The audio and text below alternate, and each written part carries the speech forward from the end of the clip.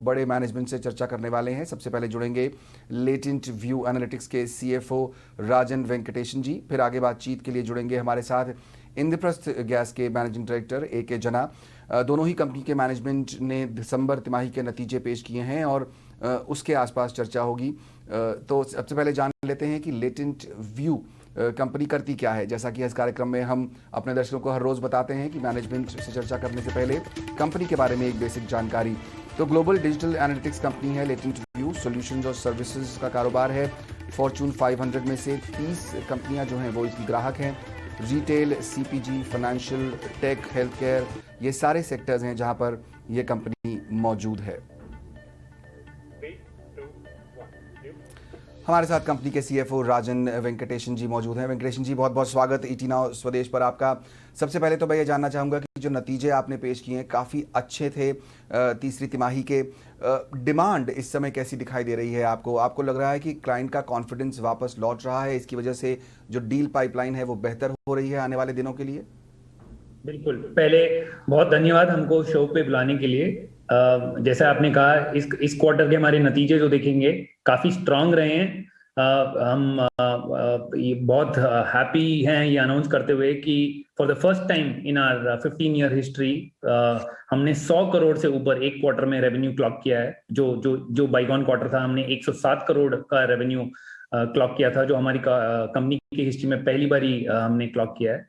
जहां तक बात करेंगे डील पाइपलाइन और कस्टमर कॉन्फिडेंस और क्लाइंट कॉन्फिडेंस की, तो हमको ये लग रहा है कि आज की डेट में डेटा एनालिटिक्स स्पेस में there is significant upside. Both हमारे जो एग्जिस्टिंग क्लाइंट पोर्टफोलियो हैं और जो न्यू क्लाइंट्स जिनको हम चेस कर रहे हैं, ये दोनों सेट में हमको ऐसे लग रहा है कि आगे जाके there is going to be significant upside and significant and growth that is ahead of us. तो काफी कॉन्फिडेंस है आज की डेट पे मैनेजमेंट के अंदर कि there is a great future ahead of अस।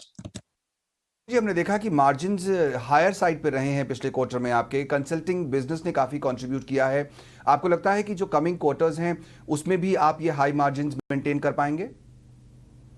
देखिए, आप हिस्टोरिकली देखेंगे, आप हमारे राइट थ्रू आर हिस्ट्री देखेंगे तो हमने we always our mantra is profitable growth. तो हम ये कोशिश करते हैं कि जो भी बिजनेस करें it should add meaningfully to our bottom line, and that has been our philosophy right from the beginning. तो इवन हिस्टोरिकली आप देखेंगे हमारे EBITDA मार्जिन्स 25 से 28% तक के रेंज में रहे हैं। लास्ट ईयर जो था, जब आप अगर FY21 देखेंगे तो एक्सेप्शनल ईयर रहा था जब हमारा 34% के आसपास EBITDA का मार्जिन रहा। But even for the current year in the most recent quarter आप देखेंगे तो close to about 30% EBITDA margins हमने दिखाया। आगे जाके हम लोग हमारा ये स्ट्रैटेजी रहेगा कि we will invest significantly in the business to drive growth. तो ये हमारा स्ट्रैटेजी रहेगा आगे जाके। हम ये स्पेसिफिक गाइडेंस नहीं दे सकते हैं आज की डेट पे मार्जिन पे कि हम क्या क्लॉक करेंगे आगे, but we have always maintained healthy margins, and our intent would also always be to maintain healthy margins going forward as well. Correct, ये कोशिश तो लगातार कंपनी की बनी रहेगी कि मार्जिन्स बेहतर रहें।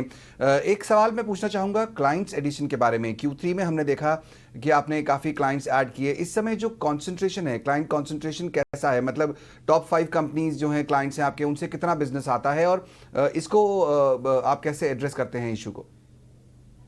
देखिए, हमारे हिसाब से क्लाइंट कॉन्सेंट्रेशन जो है हम उसको इश्यू नहीं मानते हैं। इनफैक्ट हमारा स्टार्टिंग से ये फिलॉसफी रहा है कि we work with a close set of clients and we go very deep in those clients, in the sense that हम बहुत ही डीप और मीनिंगफुल लॉन्ग लास्टिंग रिलेशनशिप्स बनाते हैं क्लाइंट्स के अंदर। और हम अगर क्लाइंट के अंदर भी देखें, हम लोग एक स्टेक होल्डर या एक डिसीजन मेकर को हम लोग नहीं सेल करते हैं। We sell to various departments within these companies.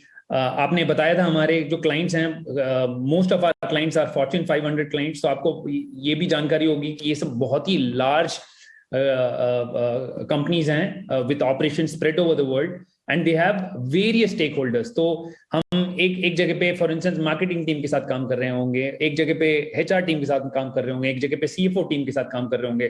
तो द वेरियस डिपार्टमेंट्स और the stakeholders into which we sell are even though they fall under the same umbrella, ultimately from a client concentration standpoint ये हमको risk नहीं लगता है, क्योंकि we sell to different stakeholders within the same company.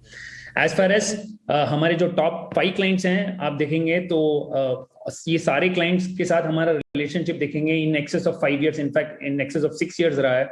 So we are very confident that we will continue to build both in terms of our existing portfolio as well as addition of new clients. Correct, strength दिखाई देती है जाहिर तौर पर company की, उसके clients कैसे हैं उसके हिसाब से। एक सवाल मैं जानना चाहूँगा आपसे, हमारा जो रिसर्च है वो ये कहता है कि आपकी कंपनी के पास करीब 450 करोड़ का बैलेंस है, please correct me if I am wrong. मेरा सवाल ये है कि आप अब क्या प्लान कर रहे हैं? Are you looking at any form of acquisitions? आप कुछ प्लान कर रहे हैं? अगर हाँ तो फिर किस तरह के सेक्टर्स में, इस सेगमेंट में आपको पोटेंशियल दिखाई देता है? देखिए, आपने बिल्कुल सही कहा, inorganic is a very key part of our strategy. In fact आगे जाके we will, in fact we are already looking at several opportunities in the market in terms of specific areas where we would like to focus. एक रहेगा geographic view, जहाँ पे हम Europe में आज की डेट पे देखेंगे। यूरोप में हमारा जो overall contribution to our revenue आज की डेट पे तकरीबन 5% के आसपास है। We want to increase the contribution of Europe to our overall portfolio. Therefore, we will look at targets which play in that geography. In terms of horizontals, we again believe that data engineering एक ऐसा space है जो बहुत ही exciting है और आगे जाके काफी सारा growth रहेगा इस particular space में. So companies which specialize in the data engineering field, ऐसी कंपनीज को देखेंगे। We will also continue to look for opportunities which will also meaningfully add scale and size to our revenues. आज की date में हम already 50 million के ऊपर का रेवेन्यू कर रहे हैं। So we will look to add targets which will add meaningfully to our balance sheet and our profit and loss. Correct, आप हमारे साथ हैं इस समय कार्यक्रम में, तो मैं एक इंडस्ट्री का व्यू भी आपसे लेना चाहूँगा। इस समय जो डेटा एनालिटिक्स का बिजनेस है इंडिया में, वो करीब 12 से 14 बिलियन डॉलर के आसपास एक एस्टिमेट है, ऐसा लगाया जाता है। मैं जानना चाहता हूँ कि आप इस इंडस्ट्री की ग्रोथ कैसे देखते हैं, और आजकल जो काफ़ी फ्लेवर में है टर्म्स, और इनफैक्ट जो इंडस्ट्रीज़ हैं, वेब 3.0 ले लीजिए, क्रिप्टो ले लीजिए, वहाँ पर किस तरह का पोटेंशियल और अपॉर्चुनिटी आपको दिखाई देती है? जहां तक कि इंडस्ट्री का सवाल है, तो इंडस्ट्री काफी हाई ग्रोथ फेस में है राइट नाउ। हमने जब अपना आईपीओ किया था तो we had engaged a consultant to do a market study, और जहां तक इंडस्ट्री का सवाल है, इंडस्ट्री 18 से 20% एनुअलाइज लेवल पे for the next 2 to 3 years growth ऐसा रहेगा, ऐसा आज की डेट पे ये अनुमान लगाया था। बट हमको लग रहा है कि the space that we play in, which is more at the front end and more at solving complex fuzzy business problems and also doing a lot of predictive and prescriptive analytics, ये जो space है, this will grow at a much faster pace compared to the other sort of lower hanging fruits. तो वहां पे growth rate will be even higher.